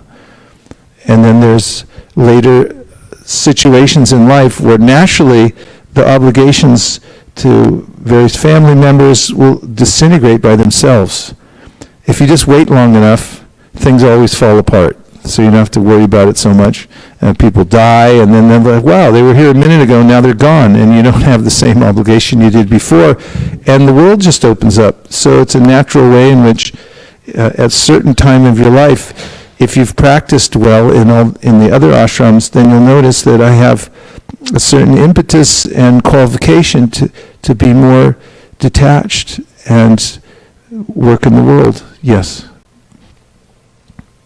So Move about the world, I should say. Yes. I have a question. So we have been talking about, even as a devotee, there will be turbulences in the life, and Krishna is probably trying to rectify you or test you or whatever, and we should accept that, and also we should think that this is much lesser than what we actually deserve. But personally, I may accept, but I'm like very scared of these kind of punishments. Like I don't want them. And like, or even when there's maybe a happy situation, I'm always scared that, this is not the end because there will be something. So is that like right? Because like like Kunti Devi, she's praying, may all these miseries come, but I am very scared of them personally. Like I don't want them. Yeah, it takes practice to accept whatever comes and just deal with it as another test that Krishna is giving. And that is one of the practices that we should adopt, is to see whatever comes.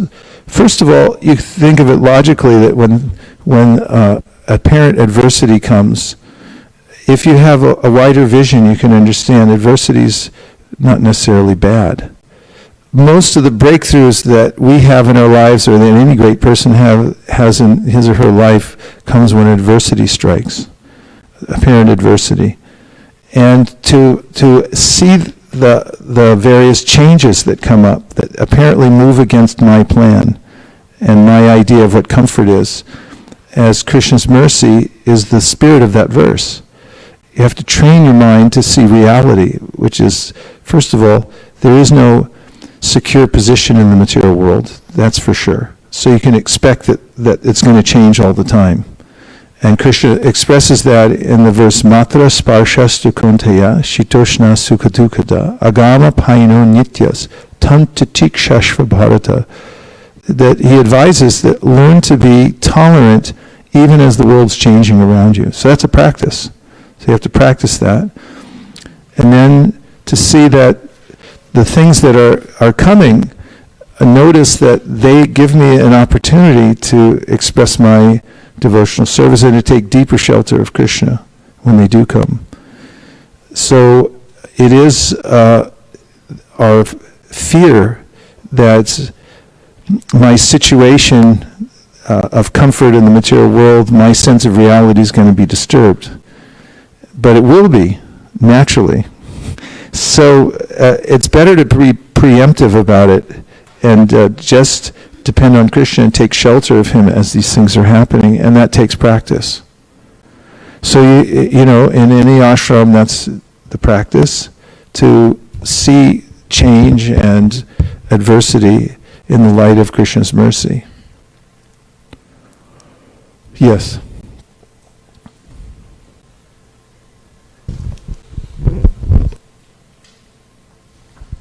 So Prabhu, this is related to Narsimha prayer that you sang at the beginning of the class. So this is a general question that I have is in Chaitanya Chandramrita, Prabodhananda Saraswati, he establishes how Gauranga Mahaprabhu is like sum total of all incarnations, and he even goes to say that what is the use of Narsingha? He came only for a few seconds. Like that, he says that Gauranga is the supreme personality of Godhead, and he can give anything we want, and he can give all protection. So why is it that our acharyas pray to different other incarnations, like Bhakti Vinod Thakur to Narsinghadev, and also Bhaktisiddhanta Saraswati Thakur was worshipping Kurma deity, like that. So how do we take it? But Prabodhananda Saraswati Thakur's bhava comes out in that book, Chaitanya Chandamrita, when he says that all these other things are insignificant. This is called bhakti bias, because actually bhakti means bias. There's a certain kind of, in love, we become thoroughly attached to a certain feature of the Lord. And he's showing that bhava, or that emotion, for Chaitanya Mahaprabhu in all of his expressions. It doesn't at all contradict Bhaktivinoda Thakur's praying to Lord Nrsingadev. After all, what's he praying for to Lord Nrsingadev? That is that, please let me take deeper shelter of Lord Chaitanya's Dham and enter into the mood of that Dham and actually experience it. When the gopis are looking for Krishna in the forest, they're praying to everybody. Dear Champak, O creepers in the forest, O deer, they're praying to the deer and to all the animals, please show us where Krishna is. When Rukmini is praying for Krishna to come and steal her away, she doesn't want to be married to Shishupal at all. It's a totally gross idea for her. And it's like she's always settled her mind completely on Krishna, so she sends a note to him, and then she goes to the temple of Durga and she's praying intensely, please let Krishna be my husband. Same with the young unmarried gopi girls. They're praying to Durga also.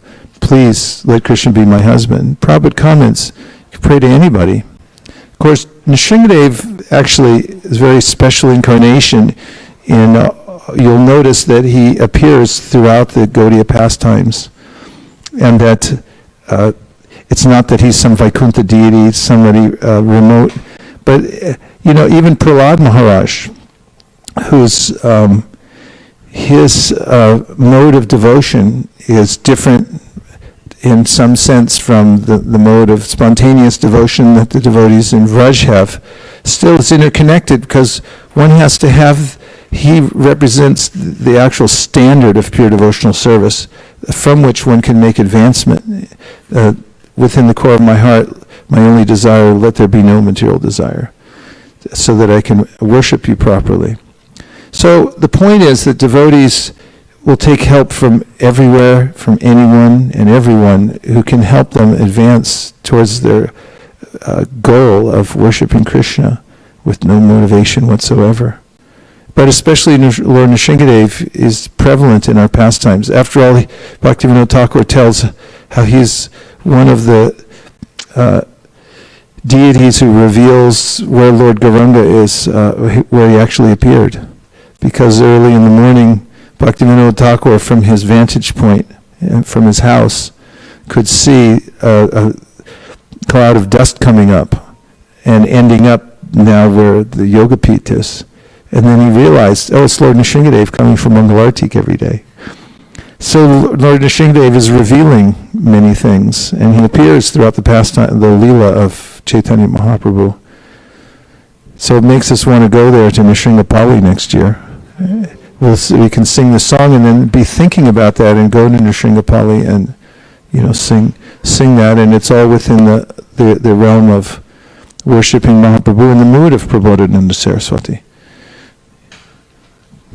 Guru Maharaj, when you say the shloka Stavram Jangama Dekhe Na Dekhe Tara Murti Sarvatra Hoya Nija Ishtadeva Spurti. When we say Nija Ishtadeva Spurti, would it be for us Nrsimhadev, or would it always be like if you have this situation where you're praying to somebody else, or you have a different deity on your altar and you're offering service, does that become our Nija Ishtadeva? Well, if you look at the pastimes of Prahlad Maharaj, actually, he was worshipping Govinda. His deity is Krishna. It's just that in this very unusual pastime, Krishna appeared as Lord Nrsimhadev to reciprocate in a very unusual circumstance. So he's praying to Govinda, actually. And Govinda appears as Naraharidev, to show how fiercely he protects the devotion of the devotees, and that he's always there, inside and outside, watching over the devotees. Okay, last realization someone has that they got shared, someone shared with you? Or from online? Yes? So, Maharaj, should we pray to other demigods for advancement in Krishna consciousness, or it's best thing to pray to Krishna only for advancement in Krishna consciousness? You can pray to other demigods for advancement in devotional service to Krishna if you wish. It's just illegal to pray to demigods independently and think that they're somehow separate from Krishna. Chaitanya Mahaprabhu visited various temples on his travels in South India, and the Brahma Samhita perfectly harmonizes all these things. Yet pada pallava yugam vinidaya kumbha dvandve pranama samayesa ganadi raja vignam bihantam amamasya jagatrayasya govindamari purusham tamaham bhajami. He's praying, saying, worshipping Ganesh, but he's saying, okay, please remove obstacles. How is Ganesh getting his power? It's because he's holding Lord Nrsimhadev's lotus feet on his head. So, as you're realizing that whatever power comes through Ganesh, if you're worshipping him to remove obstacles on the path of devotion, then you should see it's coming from Krishna anyway. Anyway, it says in the Nectar Devotion that one should start the worship of Ganapati. You know that, right? So some devotees did start worshipping Ganapati during the time when Prabhupada was here. And actually, in particular, there were two sannyasis who were doing a lot of service at the time, collecting a lot of Lakshmi for the project in Mayapur. And so, of course, they weren't just exclusively worshipping Ganapati, but they had a deity, and they did some extra puja. And then other people, they were emulating that. And so the controversy came to Prabhupada, and they said, Prabhupada, you know, somebody wrote and said, so such and such Swami is worshipping Ganesh, and said, can I do it too? And Prabhupada wrote back. He said, yes, you may, but you must also send the minimum $100,000 a month, because that's what they were sending at the time. And he said, you must send at least a minimum $100,000 a month. He was joking, of course, but he was making an important point, is if you want to copy someone, then copy them all the way. Don't just do that part of it. And he was also kind of very tactfully informing him that it wasn't necessary. And he never instituted any such thing. Anything. So, akama sarva kama va moksha kama udarati tivrena bhakti yogina yajeta purusham param. One should have a full confidence that just by worshiping Krishna and taking shelter in all circumstances, everything else will be satisfied. Even if you do have some material desire, Krishna will help you sort it out. In any case, there's no harm if someone offers a prayer to a demigod, please let my faith in Krishna be increased, and so forth. Prabhupada says this is not illegal. Yastu Narayanam Devam Brahma Rudradis Daivatai. Next line. This verse says that if somebody sees a separation between Krishna and the demigods, this is known to be a pashandi, a person who is ill-informed, thinks they have to go somewhere else to get something. Time for one last point. Yes, a question from the internet.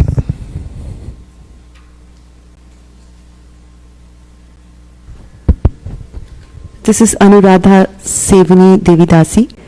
How do we remind ourselves to be in Krishna consciousness in the midst of material life? You have to chant good rounds. Because, as Krishna says in the Bhagavad Gita, Tasmat sarveshu kaleshu mamanusmara yudyacha mayarpita manobhutir mami vaishyasya samshayaha. He says, therefore, which is referring back to the last couple verses that say that you have to be fixed in remembering Krishna at the time of death. So that means, he says, you must practice during the lifetime. And that means that you may have other work that you have to do, so you have to continue chanting Hare Krishna, Prabhupada says, while you're doing your work. Which means that at least every day you should chant good rounds. And it also helps infinitely well if you maintain a standard practice of reading from the Bhagavad Gita and Srimad Bhagavatam every day. Don't shop while you're hungry. Because if you shop while you're hungry, do you know what happens? You buy all the wrong stuff. Why does it say, has anybody done it? It's a big mistake. It is really true. It's one of those old adages, don't shop while you're hungry. It's really true. I've done it a couple times myself, and I've gone in and it's like, this is terrible. And you get home and you're a different person. It's like, why'd you buy all this stuff? So similarly, don't go out in the world before you feel a little fulfillment in your heart. And so we have to go out and do a job. We have to interact with people here, there, and everywhere. So before you do, make sure that you satisfy your sense of spiritual hunger first. Otherwise, you'll see the whole world as a place, well, it will be distorted and you'll do the wrong things. So be really fixed. And it's no joke, because when we leave this world, we have to draw upon every instance in which we've made the right decision to keep fixed on the path of devotional service. That will develop into a kind of strength that we have, and a taste that we have, and an inclination that we have. And that all comes to bear when we're making the final transition from this body. You get a human body after millions and millions of births in the material world. And if you miss the opportunity, you could take a hiatus for millions more births. It's possible. So don't take the risk, but stay fixed in devotional service by at least having a steady practice every day in chanting good rounds and also hearing from the Shastra. And this will help fortify you. And now we have the great pleasure of performing a first grain ceremony. I don't see any babies around here, so I'm not sure. The baby's coming? He called on his cell phone? So baby's coming in, and once the baby gets here, we're going to chant the 15th chapter of the Bhagavad Gita together. In the 15th chapter, anyway, I'll save that for when we sit down and do the grain ceremony. So we came here today, we heard from the Shastra, and we had a roundtable discussion. Navina Nirada Prabhu, in the last 2 minutes, could you give us what did we get out of today? What did you get out of today, if anything? What would you recommend for the future? What would you like to see more of or hear less of? Hare Krishna. I'm very grateful for being here and having the darshan of Sri Sri Radha Madam Mohan, who is wearing exquisitely beautiful dresses and garlands and face paints, in the association of devotees, hearing from Srimad Bhagavatam and Bhagavad Gita about this process of devotional service that is really fortifying my own conviction that my daily practice is really all I've got. That's what I have, that's what I will have, that's what Krishna has given me. And if I stick with that, I can attain perfection in this moment or in however many lifetimes it may take. So I'm grateful for being reminded of that and hearing all the precious realizations from the devotees as they're churning this Bhakti Rasamrita Sindhu, this ocean of nectar of devotional service, from their own perspectives, revealing their own difficulties and successes and aspirations in bhakti, most of which I can share, and they resonate very well with me. And hearing from my favorite teachers and Shiksha gurus about how to apply myself to Krishna consciousness in a resolute, in a single-minded, and a determined fashion. It is something that I look forward to applying every day of my life, starting from today. So thank you for being here and giving us this opportunity. Like an essay that could earn you another degree, I think. Thank you very much. Yuga Kishore, can you come here just for a second? You just come here for a minute. So the perfection of the eyes is to see a devotee, and I just want you to have a look. This is a devotee. Hare Krishna. This is Yuga Kishore Prabhu, and if we did anything right, it's because of the kata. Somehow or other we attracted him to come in. Whenever he hears kata anywhere in the world that's attractive to him, somehow he just appears. So please welcome Yuga Kishore Prabhu to ISV. Nachari Armarman, Nachari Armarman, Nachari Armarman, Nachari Armarman, hey, Nachari Armarman, Nachari Armarman, Nachari Armarman, Nachari Armarman.